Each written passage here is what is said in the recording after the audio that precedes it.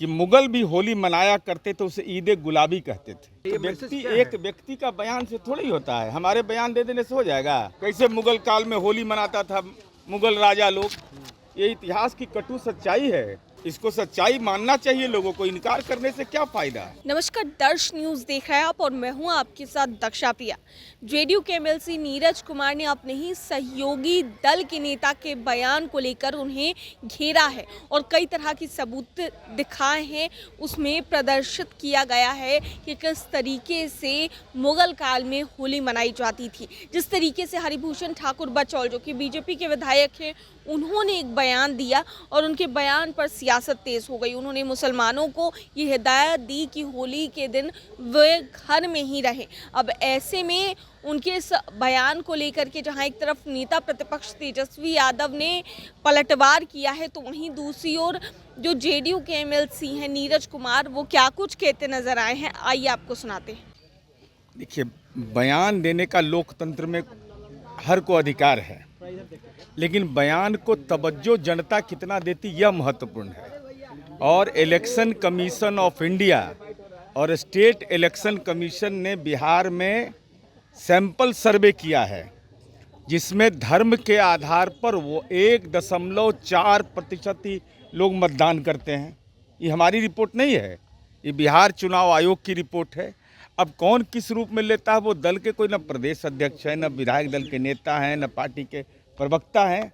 और इतिहास का जहाँ तक सवाल है, यह भी गौरतलब है कि मुगल भी होली मनाया करते थे, उसे ईद गुलाबी कहते थे। मुगल बादशाह अकबर ईद में और रमज़ान में अपने किले से बाहर आकर लोगों के साथ ईद या रमज़ान नहीं मनाते थे, बल्कि हर होली में अकबर अपने आगरे की किले से बाहर निकलते थे और आम लोगों के साथ होली खेलते थे। जहांगीर महफिल होली हुआ करता था। अंतिम मुगल बादशाह बहादुर शाह जफर भी खेलते थे, शाहजहां भी खेलते थे। अमीर खुसरो ने होली का जिक्र करते हुए कहा, खेलूंगी होली ख्वाजा घर आए, धन धन भाग हमारी सजनी, ख्वाजा माँ आए आंगन मेरे। ये हमारी तहजीब का एक अंग है। और जिस इतिहासकार के मोहम्मद की रिपोर्ट के आधार पर भगवान राम का मंदिर बना है, उसी के साहब ने अपनी किताब में लिखा कि कैसे मुगल होली मनाते थे।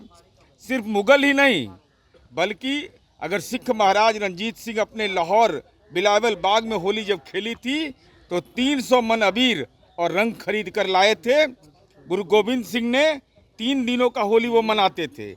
इसलिए होली तो एक ऐसा त्यौहार है जिसमें हर धर्म के लोग अपनी भूमिका अदा करते हैं। इसलिए ऐसा यह कोई विवाद का विषय ही नहीं है। नीरज जी, एक सवाल ये है, नीरज जी में है बीजेपी के, और वो इस तरह का बयान दे रहे हैं, हिदायत दे रहे हैं मुस्लिमों को कि घर के अंदर ही। बड़ी बात यह है कि जिस तरीके से संभल की सीओ ने बयान दिया था, कुछ उसी टाइप का बयान आपके जो सहयोगी दल के लोग दे रहे हैं। अरे कोई एक व्यक्ति का बयान से थोड़ी होता है, हमारे बयान दे देने से हो जाएगा। अरे भाई, बिहार के अंदर में जो सामाजिक सद्भाव कायम रहा, मैंने तो इतिहास का पन्ना दिखा दिया। फोटो आपको दिखा रहे हैं मुगल काल का। देखिए ये फोटो, कैसे मुगल काल में होली मनाता था मुगल राजा लोग।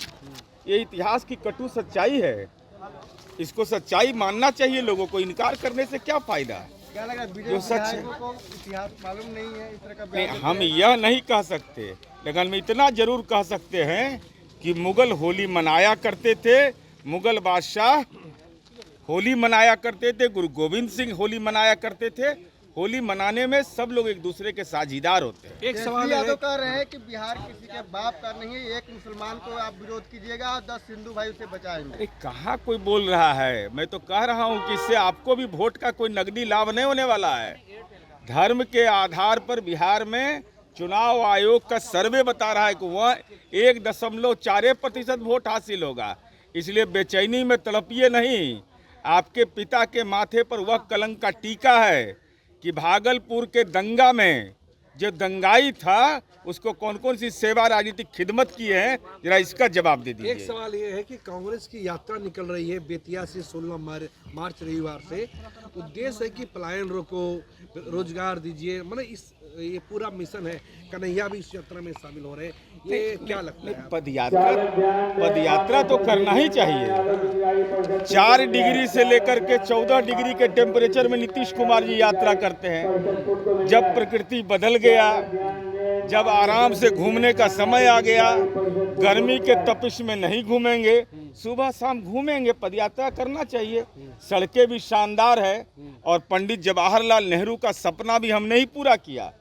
पंडित जवाहरलाल नेहरू ने डिस्कवरी ऑफ इंडिया में ये लिखा, प्रथम पंचवर्षीय योजना की कार्य योजना में, कि गंगा पर हर 25 से 40 किलोमीटर पर अगर पुल बन जाए, सेतु बन जाए, तो उस इलाके की तस्वीर बदल जाएगी। तो इसका एहसास तो हो ही जाएगा कांग्रेस के लोगों को। तो सुना आपने नीरज कुमार ने क्या कुछ कहा है और किस तरीके से अपने ही सहयोगी दल के जो विधायक हैं उनके बयान को जस्टिफाई किया है, और जिस तरीके से हरिभूषण ठाकुर बचौल का बयान आया उसको लेकर के वो कैसे हमलावर तेजस्वी यादव पर दिखे हैं। तेजस्वी यादव के बयान के बाद आप सुन रहे थे। कैमरा पर्सन शशि के साथ मैं दक्षा प्रिया, दर्श न्यूज़।